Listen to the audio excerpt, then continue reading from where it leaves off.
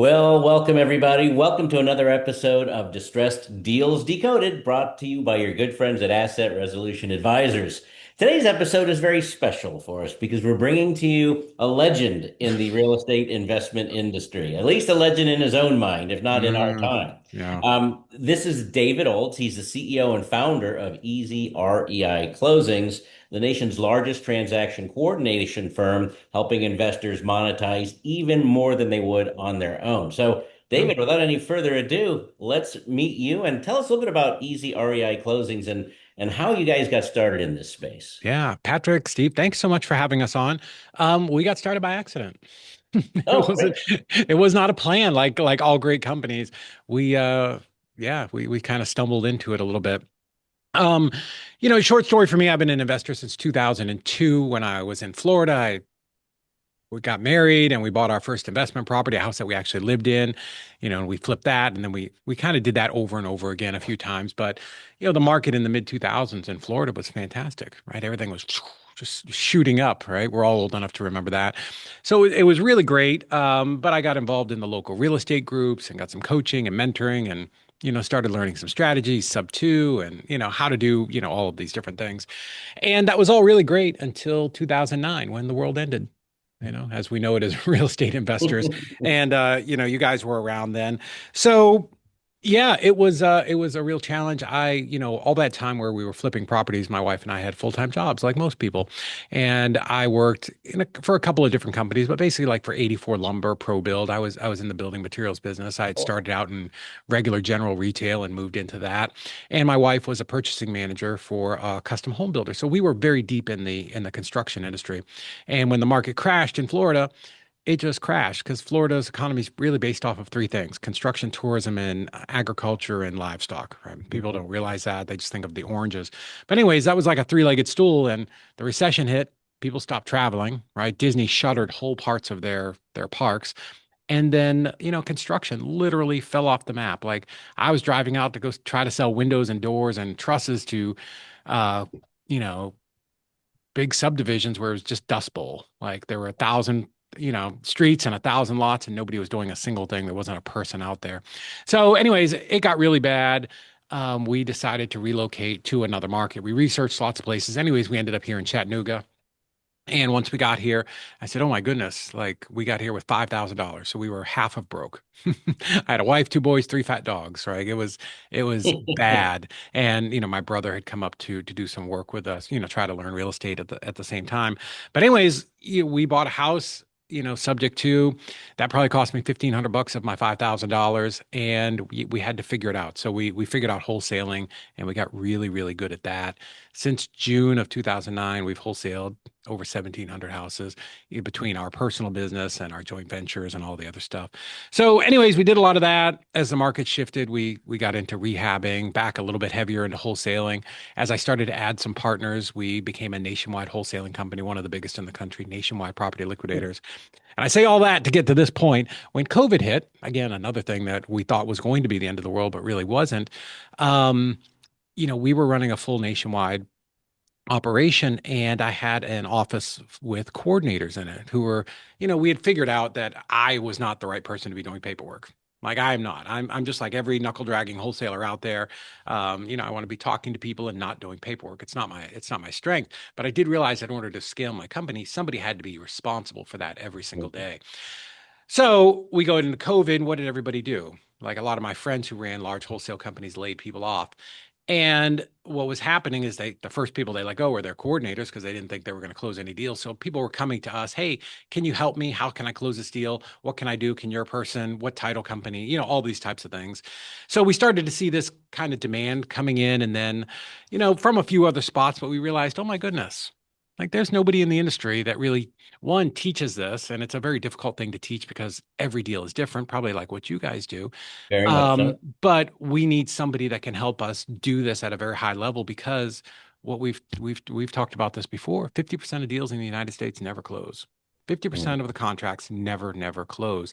And, that really comes down to two things. One, people price it too high, or there's title issues that they don't understand how to unwind. And that's where you guys come in, and you're so amazing at what you do. But on a lower, more basic level, this is where we really step in and help investors. So that was sort of where ezREI Closings was born from. It was built for us, really, in our business. It's kind of like the old hair club for men. Not only am I the owner, but I'm a client. It was built for me, and I'm kind of a dick. Like I want it. I want stuff to be done correctly. Then it branched out to some of our friends, and then we realized, oh, well, maybe this is a thing that we could offer to other people. And once we did that, it was October of 2001. It just exploded. Like we 4x the company for like 3 years in a row. So yeah, Wow. long answer to a short question. So it's a great answer, and you hit on a couple of things that we wanted to touch on, and I think you nailed it. One of the things is what are the biggest culprits, and Yeah, title issues for sure are one of those things. sure. Aside from title issues and not having the right price, are there any other elements in what you guys do that you find are the biggest deal crushers out there? And then what is it that you Mhm. do to solve those? Yeah, I mean, let's definitely talk about title issues. What we do as investors, normal everyday investors, this is our specialty. This is the value we bring to the world. We go out and we look for people who have problems. Distress. Either they're in distress or the property is in distress, but there's Mhm. problems. There's something that's keeping them up at night. And they just don't know how to get through it. And oftentimes a realtor is not the right answer.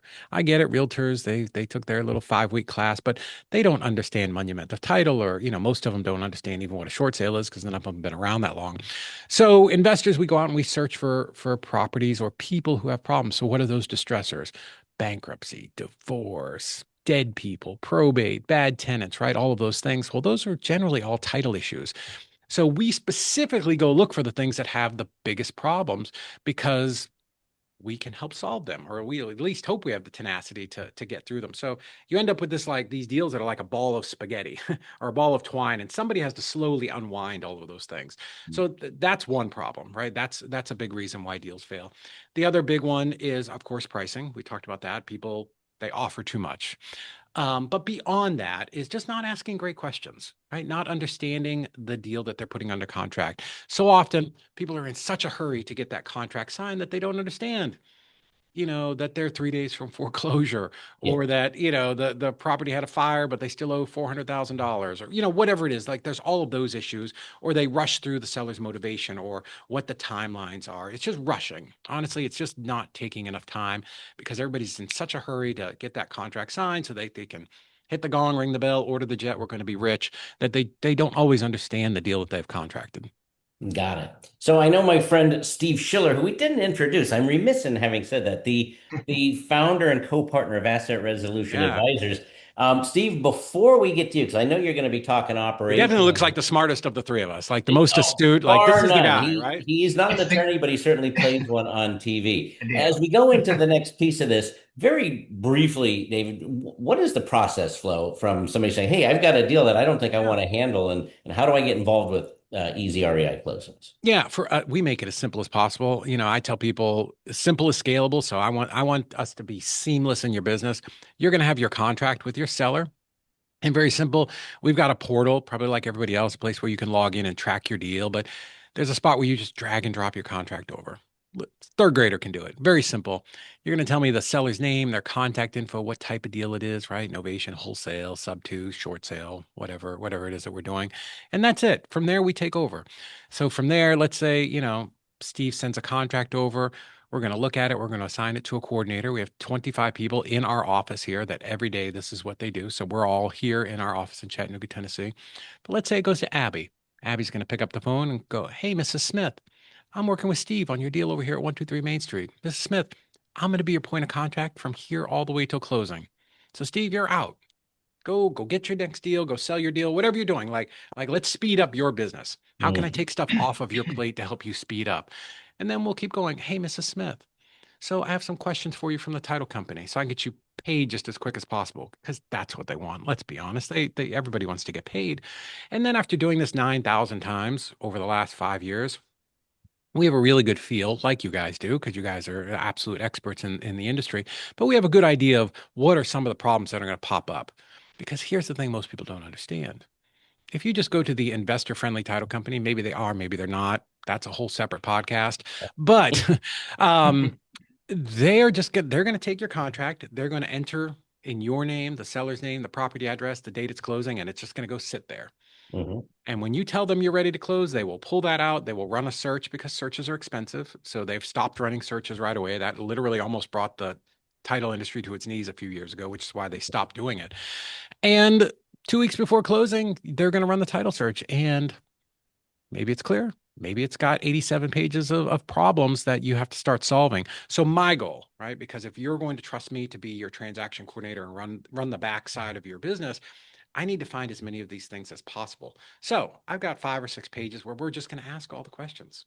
It's going to be Good. simple, right? Hey, is looks like there's you and Mr. Smith on title. Is he available to sign? Why am I asking that? Because I want to know if he's alive. I want to know if he's going to show up, if that's going to be a problem later. No, he's dead. Whole new set of questions, right? Now we're in the probate questionnaire. Hey, Mhm. great. We need death certificates, obituaries, like who are the heirs? Draw me a family tree, right? So we're going through all that. Are you in bankruptcy? Are we going to have to navigate that? Do you have tenants? Is there a lease? What's the deposit? What are all those things? And hey, you're not by chance, there's no code enforcement liens? No? Awesome. How about foreclosure? Well, this happened not too long ago, maybe a month ago, 2 months ago. Yes, I am in foreclosure. Oh, it was actually Abby's deal. Abby says, "Oh, okay, no problem. We do this. This is what we do all day. No problem. We got this. Great. Have they given you a sale date? Yes, they have." She says, "Oh, when?" 72 hours from now. Whoa, whoa. Like our client who was, this nice girl, I can't remember her name, but like she had no idea. She didn't ask that question. Mhm. All right. She didn't know. Like, I get it. We're kind of in this part of the business, but most people don't ask that. They just, it's condition. How's the kitchen? How's the bathroom? Let me get this contract signed. So, yeah, 72 hours. So, we had to put two coordinators on that. And you guys know how this goes. They're on the phone for like 20 hours over the next couple of days, getting to the trustee or whoever it was, the attorney's office that was handling this. And they got the sale postponed. We got it postponed. She was able to assign that deal to somebody for $36,000. Nice. That's Yeah. $36,000 that never would have happened because the title company wasn't going to run the search. And by the time, let's just say she started finding buyers and sending them over to the property, that property was already foreclosed on. It had gone through the sale. There was going to be a new owner going, "Why are you walking around my house?" And no, I'm not letting you in. Right. Yep. So that would have been money that was just lost. So yeah, we try to make it as simple as possible. We want, all that paperwork off your desk because you don't want to do it anyways. Let's be honest. Kind of like I don't want to do short sales. That's why we want to work with you guys.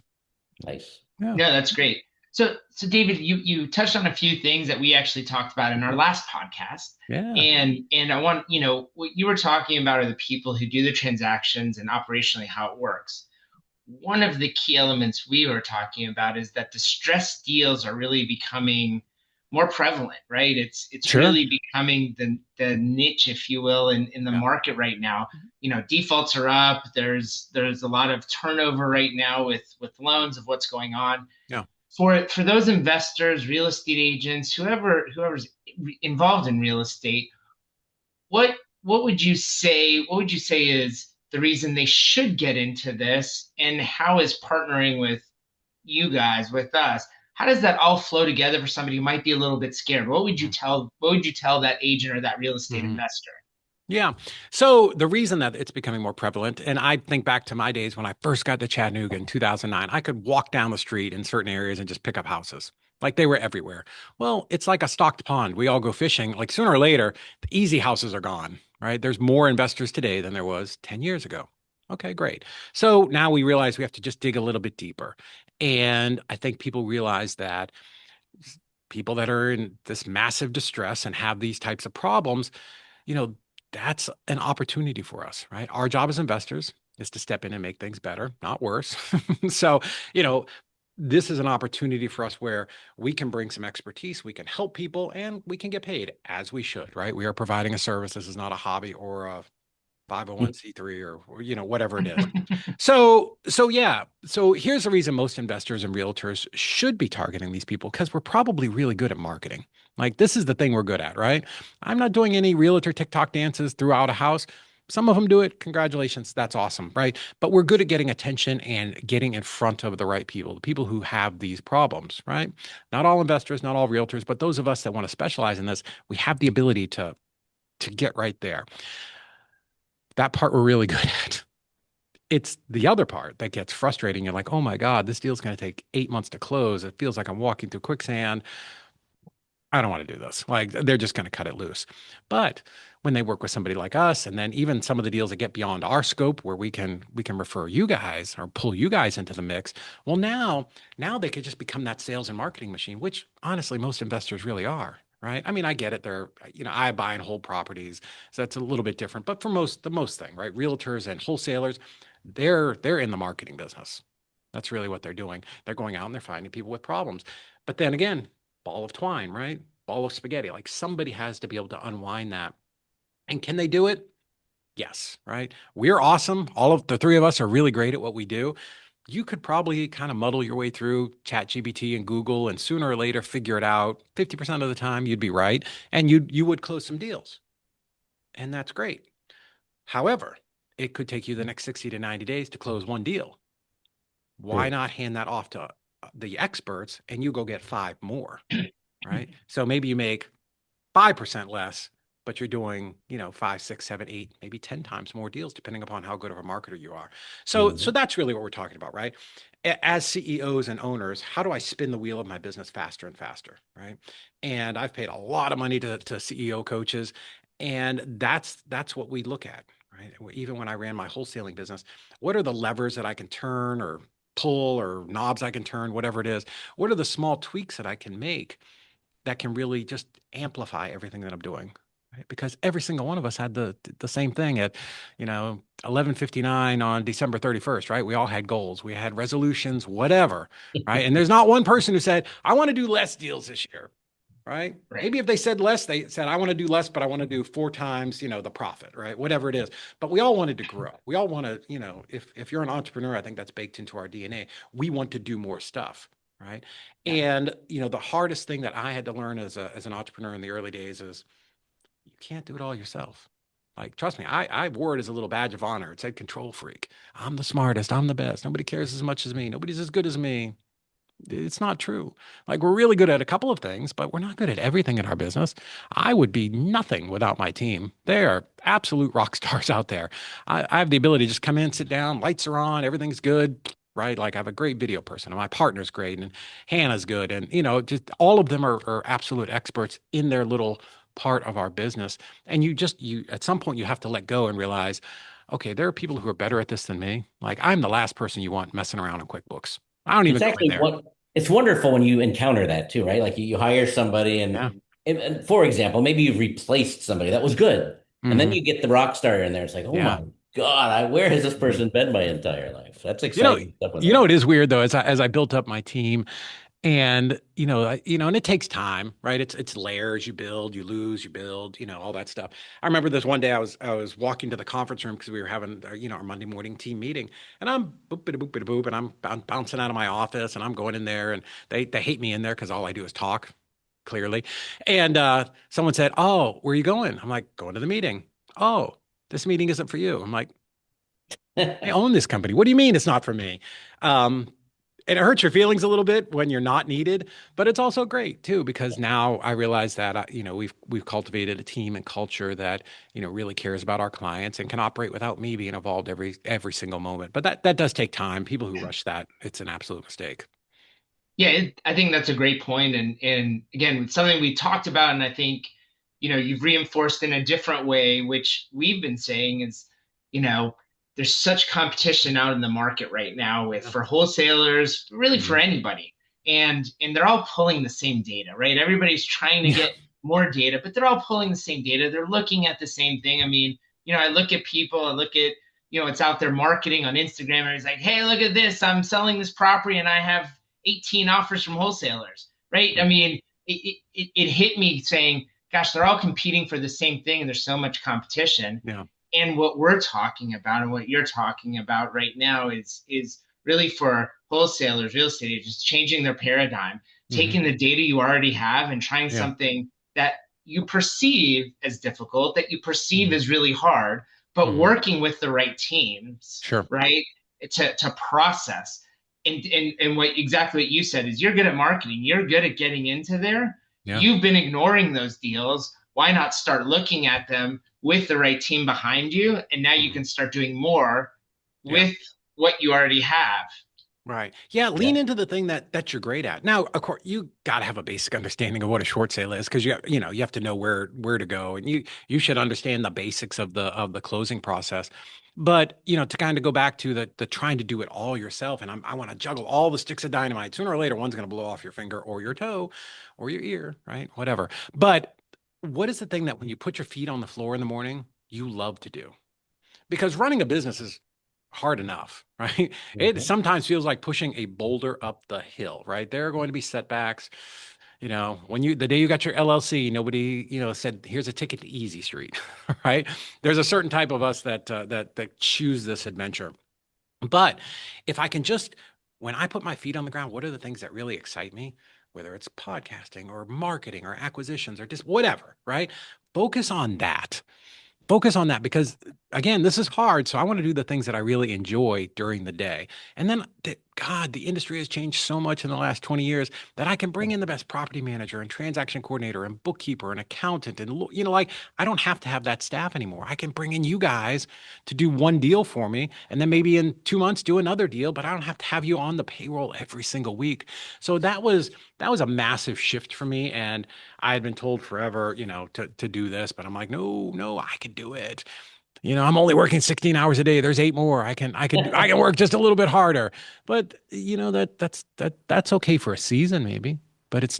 it's not a plan. It's not a plan to grow your business. And there is not one person that anybody listening to this that can point to and say, yeah, that person runs a really successful high volume business and they do it all themselves. It's nonsense. Yep. But I don't The know only why that's such a gap in people. Like there's the people who want to do it all themselves and the people who are successful and they just they know that they've got to bring people in. They just won't do it. They won't make that jump. Yeah, and it's funny, we had a business partner, one of our bosses back in the day, and he goes, whenever I start something new, I always want to do it myself once. Yeah, I yeah, want to you get through should. it one time and figure out Right. what all the pain points are, and Hmm. then I'm handing that stuff off to the highest Yeah. competency and Hmm. lowest paid partner that I can bring in. Yeah, I have 87 rentals. I had over 100 at one point. And in the beginning, I had to go out and grind it out and paint and change water heaters. And, I moved into this new house and my painters couldn't get there on time. So I'm like, I'm going to go over there and paint this house. It's going to be great.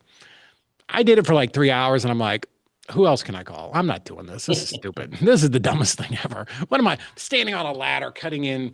Like, I'm the CEO of multiple million-dollar businesses. What am I doing? This is the dumbest thing ever, you know?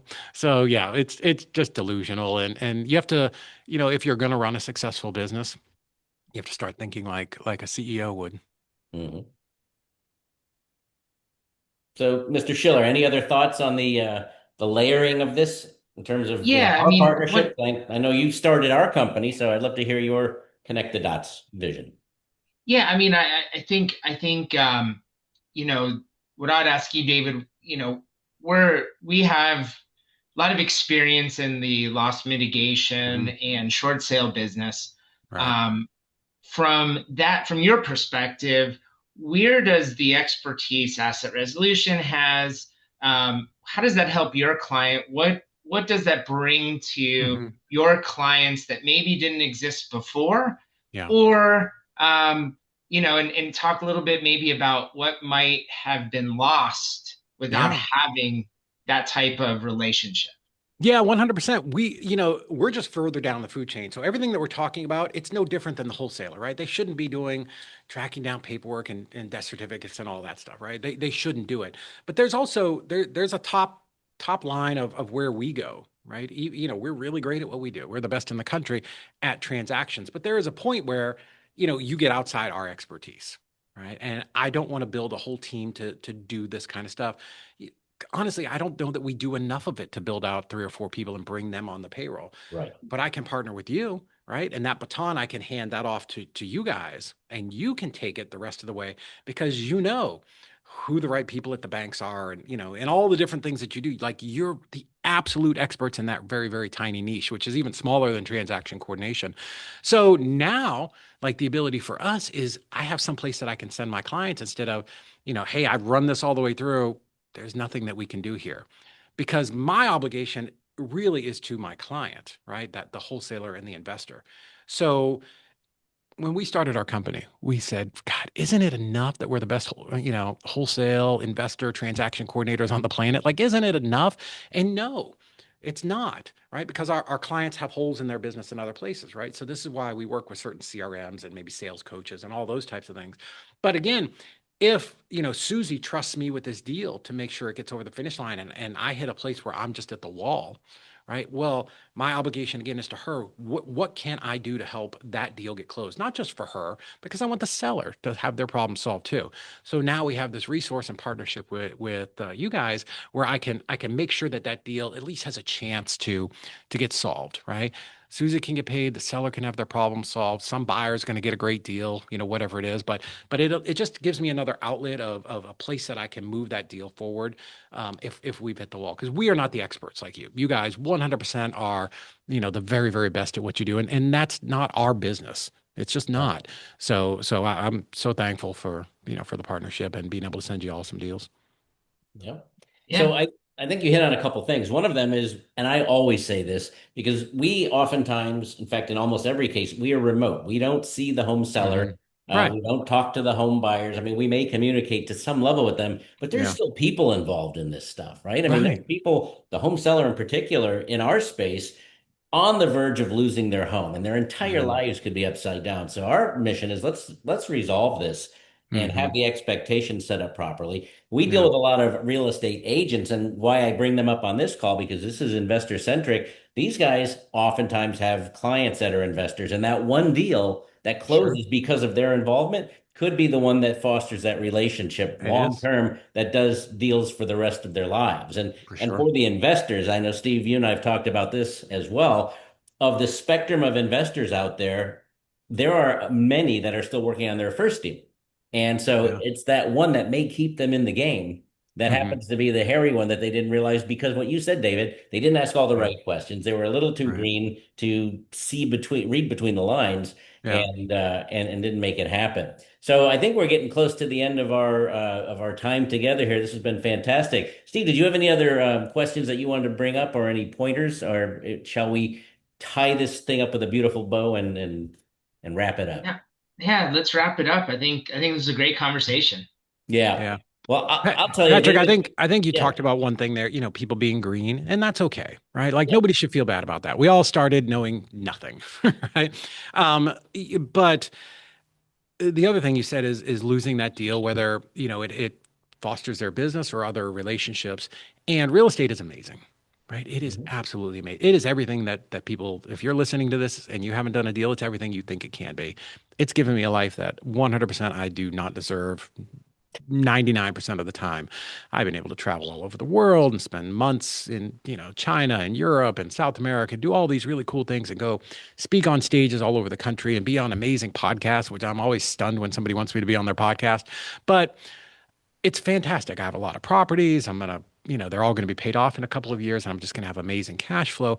But if that first deal hadn't closed, and I'd said, real estate's a scam. It doesn't work. Like how would my life be different? Right. So that's what I want for every single person that's listening to this, especially if you haven't done a deal or if you're a realtor and you want to be getting into investment properties. Trust me, you will make so much more money than you're going to make at 2 or 2.5 or 3% or 1% or whatever it is that realtors are charging. So that's kind of the guiding light for us is how do we make sure that our client closes this deal? Because whether it's their first deal or their 50th deal, they're all important, right? Every single one of them is important. And I just don't want people to miss out on, the opportunities that can come from being in this business and helping people.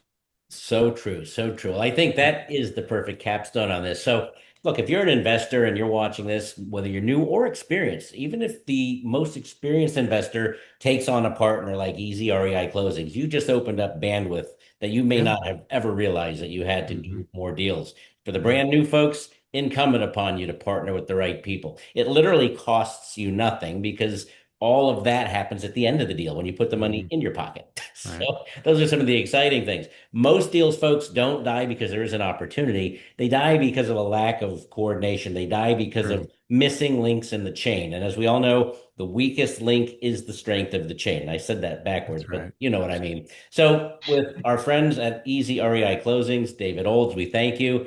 See Asset you guys. Resolution Advisor. Steve, always a pleasure. Our third partner, Juan, is out at an investor conference right now, drumming up Nice. more business for all of us. So, Love it. folks, like us, follow us. If you would like to reach out to any of us, if we want to get you in touch with David, put a comment in the comments Mhm. section here and we'll get you in touch. But it's easyreiclosings.com. Easy enough to find them. Easy. Without any further ado, I know the good folks at Zoom have changed the buttons around on me. So I now have found out where they are, so I don't sound like Mm. an awkward chimpanzee at the end of this thing. We're going to go ahead and say goodbye now. Say goodbye, everybody.